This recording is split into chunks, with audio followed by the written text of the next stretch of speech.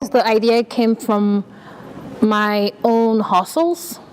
As an immigrant in the U.S., you happen to be lost in terms of, how can I go back to school? Where can I find a job? What can I do?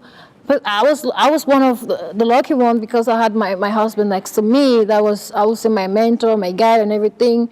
But it wasn't easy, and I said to myself, so what happened to those who do not have somebody next to them to guide them through the process of finding a way within the society, this very complex society? So we decided then to build the gap between the resources available in the US and the youth. I'm a fast person, and that's something that my family, close friends always tell me, that when you have something in mind, you just go for it. I mean, it's not always, this is not something I recommend, but this is me. When I have an idea, I'm fast. I really want it out there. I really want to make things happen.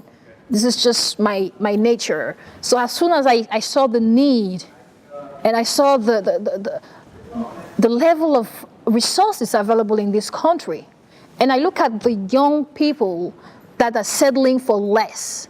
Young people that are settling for, okay, I just want to be working at a restaurant at the corner of the house, instead of, I want to work at the United Nations, I want to work at the World Bank, because nobody told them that door can be open to you. That door is accessible to you.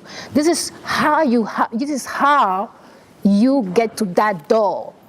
And that's exactly where U.S. Africa Synergy stands. We use our resources, we use our connection, we use our contacts, and we bring the youth in need with the contacts to have them succeed.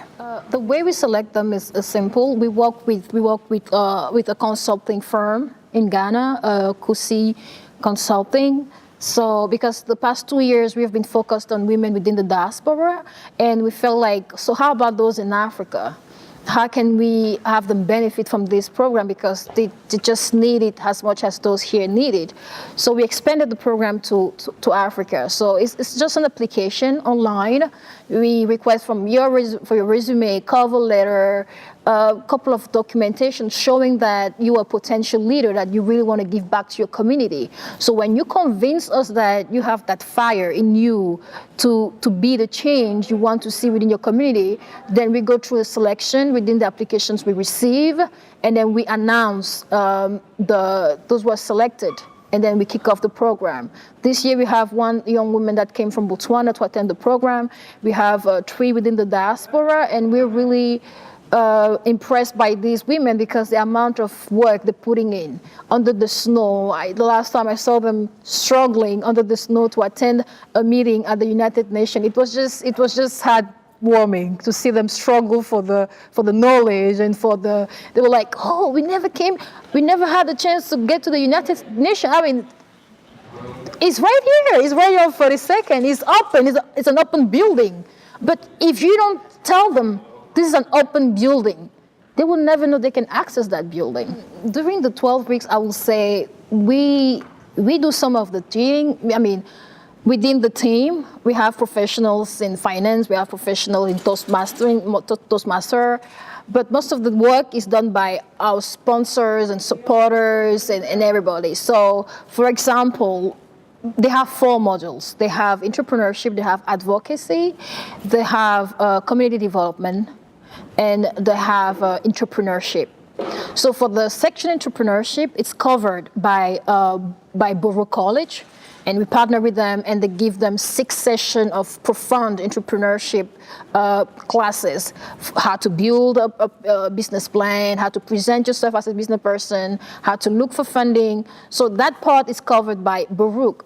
For the advocacy part, we work closely with the UN Women, we work closely with the United Nations, the agencies towards the United Nations that provide them with the knowledge in terms of advocacy. Whenever there is a meeting at the United Nations, they attend the meeting, the network with personalities within the UN. I think on Thursday, they had a chance to meet with Ban Ki-moon by attending the 20th anniversary of the Rwandan genocide at the United Nations. So for the advocacy, most of the part is covered by the United Nations, the agencies working with the United Nations, and community organization we worked with. And for community service, it's just about volunteering. So we have many companies, agencies calling us to say, oh, we need hand, to do this, to do that. So we select those opportunities, what are best for them, and then we link them to those so that they can just give back to the community. And also the other way of developing, the other way with the community development is we also try to link them to institutions like the World Bank, the IMF, for them to see what is out there for them and to see if this is the type of places and environment that they see themselves in the next 5 or 10 years. It's funny that you talk about the IMF and the World Bank because I don't think that those are organizations that have been that helpful to Africa. Mm-hmm.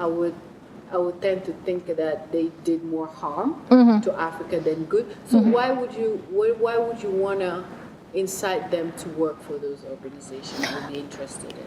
The truth is, I believe that when you let somebody, like when you let a stranger run your house, what can you expect from the stranger? And I feel like that's the situation in which we are right now. We feel like, okay, they're running the continent. They're making decisions on our behalf. But the question we should ask ourselves is where are we when they make those decisions? Let's be clear, the World Bank will never shut down.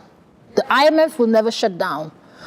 We cannot close the doors of those institutions. They will always have an impact in Africa. They will always make decisions for Africa. The only thing that can make a difference, and if maybe we have Africans at a certain level of the World Bank and the IMF that can make decisions that can be at the favor of African people.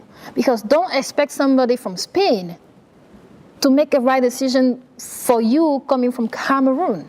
Of course, he will make a right decision for somebody from Spain, and the next thing you will complain. Ask yourself, where are you? Where are you to make the right decision for yourself? So that's the idea behind it. We all know what it is. We all know those are not the best, option we have. But we also think that the only way to adjust the situation is if we have more Africans, young African adults, involved into those institutions. As a non-for-profit organization, you always face financial difficulties, and that's the reason why we always reach out to people and more people to show them what we do, what we stand for, so that they can come and support us. But in terms of funding, it's most of the time the sponsors, and we have individual sponsors, donors.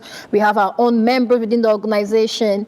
This is really something that they really feel from their heart. So it doesn't really bother them to chip in and say, okay, let's put this together. Let's use our own funds to put this together. And plus what we have from our organization, companies. So that's really how we fund the organization. And we're looking forward to having more funding. I think as a 501c3, we are allowed to do that. So we keep pushing, hopefully we will have more funders and be able to do more things for the young people.